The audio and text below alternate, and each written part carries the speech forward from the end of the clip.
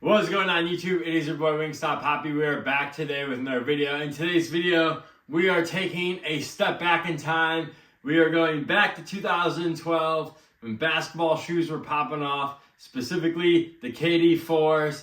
I remember that time. It was crazy. People were going nuts for KD4s. I remember camping out for the scoring title KD4s, and the whole stock got backdoored. But the good news is KD4s are starting to retro. Nike is bringing back some classic colorways, and I have a KD4 Grail. Shout out to Nike. They let me hit on the little surprise drop they did for these. And that is going to be the KD4 and the Weatherman colorway. And I remember these back in the day.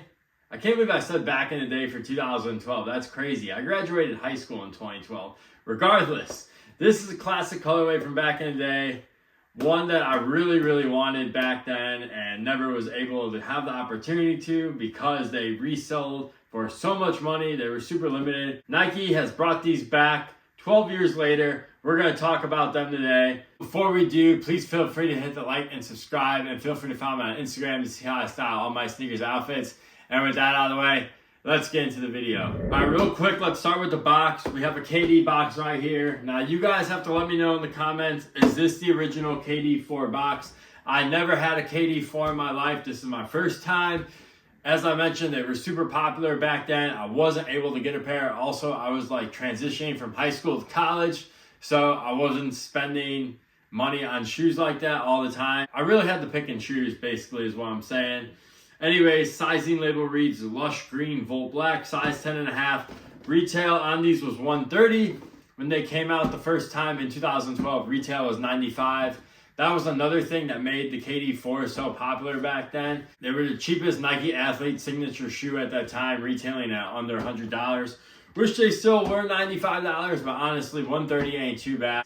Let's get into the shoes. And here they are, the KD4 and the Weatherman colorway. And once again, iconic colorway. The reason Nike made the Weatherman colorway is because Kevin Durant said he wanted to be a weatherman if he was not a basketball player. And a little fun fact about me, I actually really like weather a lot. I'm super interested in the weather. I'm not like a super weather nerd, but I do like watching tornado videos a lot. And I also, at one time in my life, had an itch to become a weatherman. Just a little fun fact about me. So I could definitely relate to this colorway. And also, it is pretty cool that he was playing for the Oklahoma City Thunder at the time of this release, because as we know, Oklahoma is known for their severe weather and their severe storms. So this colorway really makes sense. The part about this shoe is got to be the outsole. I absolutely love this outsole. It's got the weathering pattern on it. Absolutely beautiful. Honestly, I forgot about the outsole on these. This is a detail I maybe just missed when I was looking at original images.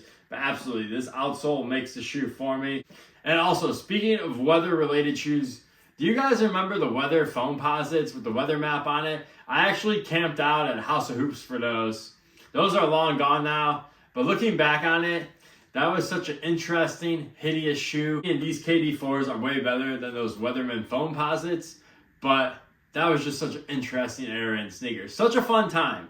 Not sure I would buy the Weatherman foam posits again if they came out today, but a time I look back on and smile. That was a really good era for sneakers. But anyways, getting back to these, I really love this green colorway, by the way. This green colorway just pops. Reminds me of like a candy apple green, but this is nice little plastic. Gives the green a nice little shine. You got the yellow Nike swoosh on the toe box. And then, of course, the weather pattern on the back with the KD logo. I have the 35 on the tongue as well. That was the number he was wearing at the time. And then, of course, you have this strap right here with the yellow swoosh going across. And then another cool little fun detail. On the right shoe, you have the cloud and the sun. On the left shoe, insole says the forecast calls for a thunderstorm. Really creative details on this shoe. And that's something I think Nike basketball is really missing these days. It feels like they're just not as creative as what they were. The Anthony Edwards Adidas ones are really taken over. And honestly, Adidas is really just pushing Nike to the side when it comes to their basketball performance sneakers. I can't remember the last time I really wanted to wear a Nike performance sneaker, one of the newer ones. And once again, as I stated, in 2012, this is what everyone was wearing. This was heat back in the day. A lot of people today who are in the sneakers think these are absolutely hideous. because they weren't around when these dropped. But just know, these were heat back in the day, and they will be respected as such. Now, in terms of release on these, Nike's made these super limited. I believe there was only 1,400 pairs on the sneakers app. That's a trend I've noticed with these retro basketball sneakers, is that Nike makes them super, super limited. They're not general releases at all, which, are they paying tribute to how limited they were back in the day? Or do they just don't want these to go on sale and sit on shelves? I think it's a little bit of both. But honestly, if you're a Nike basketball head like me and really want to collect these classics, it's kind of a bummer that they're so limited because they are super difficult to get. But the good news is that these are basically going for retail on the aftermarket. So if you missed out, you can easily pick them up. I know the bigger sizes like size 12 and size 13, that sometimes is not the case, which is the most popular size when it comes to these sneakers. So if you are that size, that is unfortunate. Speaking of sizing, the KD4 goes true to size. I went true to size and they fit me perfectly. I will say when you have the strap tightened up, they are very tight in the midfoot area right here, which makes sense. The strap is for lockdown. Once again, these are performance basketball shoes. When Nike originally made these, they didn't think people were going to be rocking these with jeans like we did back in the day, but people did that anyways because they were so fire. And if you're asking, I am not going to rock these with jeans today. If I wear these at all, I'm going to probably wear them with some Nike basketball shorts or some Nike running shorts. And I'll probably only wear these to the gym, to be honest. Maybe I'll get a fit off in these. Who knows?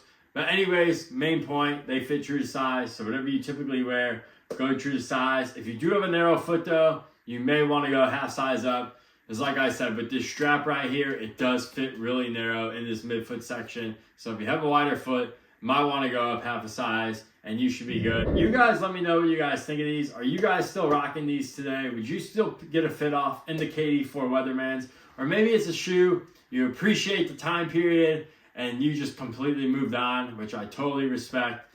But at the end of the day, this is a classic Nike basketball shoe, in my personal opinion, and definitely a classic colorway. What an era that was. Probably never get back to that fun of a sneaker era. That era was truly something special. But anyways, I feel like I'm rambling a little bit, so I'm just going to go ahead and end this video. Sound off in the comments about the KD4 Weatherman, and I will catch you guys in the next video. Peace.